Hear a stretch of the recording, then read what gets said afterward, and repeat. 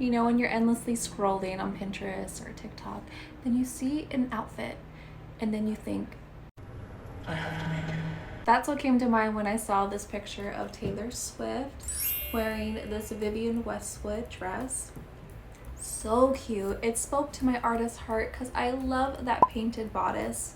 Welcome to my channel. I'm Jenny Dame. I make vintage style vlogs, sewing projects. I'm also a painter, and this isn't directly a vintage reference, but I feel like we could use some vintage style sewing patterns to recreate this dress. One thing I'm going to start to do with my projects, I usually use a vintage sewing pattern, and I know they're not really accessible. If you find one, it's going to be really hard to find another one existing out there, or if it's sometimes, if they're really sought after, they're quite expensive. So what I'm going to do is, if I do use a vintage sewing pattern, I'm going to try to find a modern replica. That way you can still recreate the projects that I'm making while using a modern pattern that will be the same or very, very close to, to the original. For the fabric, I found this blue checkered print at my local fabric store. Looking at the reference photo and and this fabric, it's not similar at all, but I don't know, something spoke to me to use this fabric, so I'm gonna run with it. So first step we're gonna do is work on the bodice, so roll the clip. I linked down in the description the pattern that I use. It was a great base for this project. So I've done another mock-up, and I'm sorry if it's gloomy. I film at night. I like live in the darkness now. You merely adopted the dark. I was born in it. So I did another mock-up, and I don't know what the heck happened, because I think I got my panels all mixed up, because one side fits great and then this side is just like, I don't know, let's just pretend it's not there.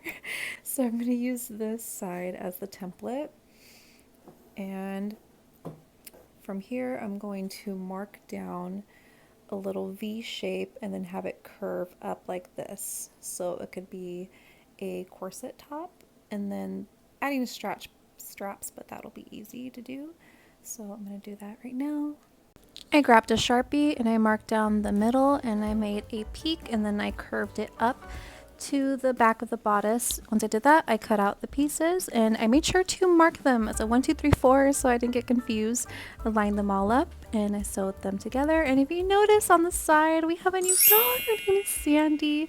She was found by my boyfriend near his work, and she's just such a delight in our lives. I love her so much. Every time I say her name, I think of this scene.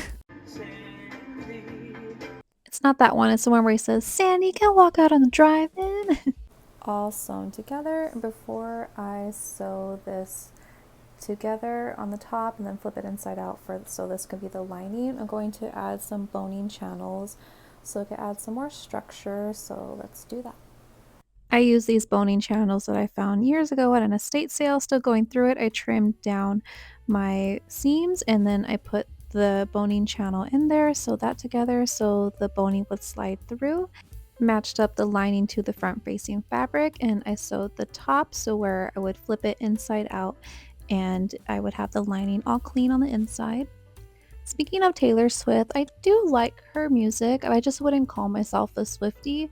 Actually, my boyfriend waited on her and her boyfriend at the restaurant he works at, and he said that she is very nice. Well, both of them are, and that they are great tippers. So that's good to know. For the skirt, I lined up the back to where the zipper would be with some seam allowance, and then I used a fork to do the pleats. I placed the fabric in between the prongs, and then I pinned down the front and back of the fold and then just repeated it around the waist. This is great if you don't have a pattern and you want pleats. It was very easy to do. It's kind of like my lazy way of doing pleats. And then for stripes, I hemmed it and I cut off the excess, and I want to use the excess right away, but that'll be for another project. I did some grommets on the side. You can see where I messed up. The top one isn't so perfect. With the pleats, I added a waistband, top stitched it down, and then added the closures, and that was it for the skirt. Okay, this turned out so cute. I just put it on the dress form, and for a first time bodice like this, like it's a corset top, I love it. It's so cute. Let me show you the back. I wanted it opened. I thought about I might still put like a modesty panel so you won't see like skin, but I don't know, I kind of like it. Maybe it's like just an edgy top. I had the hardest time doing a bow. I like felt like I had the yips because I was like, I don't remember. So, what to do from here? Oh, I wanted to place it on the dress form because I want to drape the straps. They're not going to be over the shoulder. They're just going to lay, like kind of like if it effortlessly falls on your shoulder. So that's I want to give that look. So I'm going to pin it on here before I sew it. But this is so cute. Now to paint it, I use red, violet, and yellow, and I mixed in the red and violet for a darker red. And I did a little test strip to start it, and now it's ready. Sorry for the jump scare, all the glamour is gone.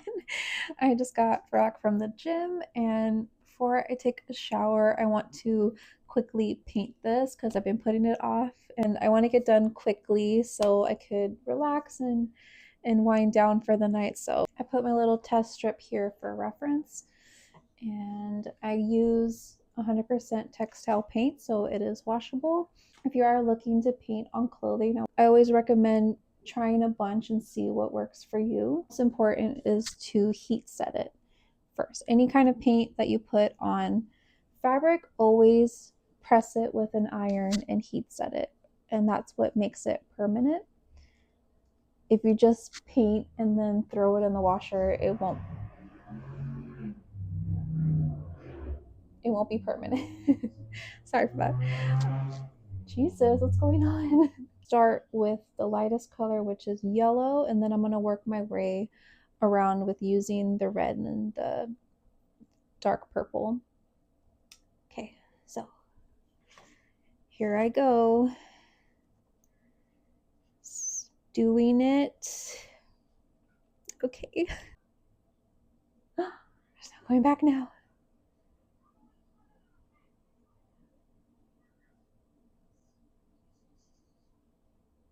Trying not to get the ripples.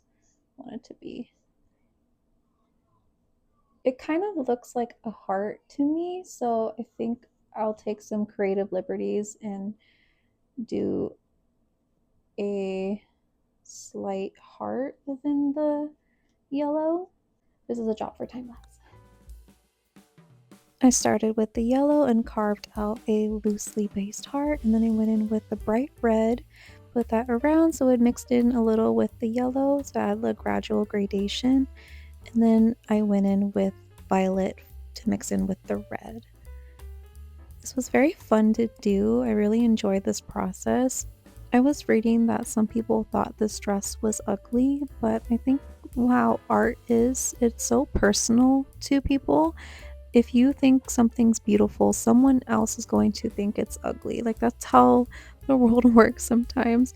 I think you just have to have your own opinion on what you think is beautiful and just wear it. I don't care what anyone else thinks. So I love this dress and I made it, and I'm really happy to wear it. I think it's beautiful.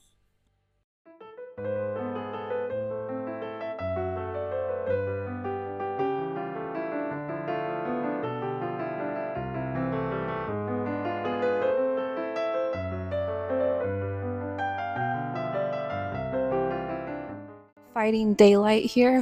Why am I in a shadow? Hope you like how the outfit turned out. I love this. This is another personal favorite make of mine.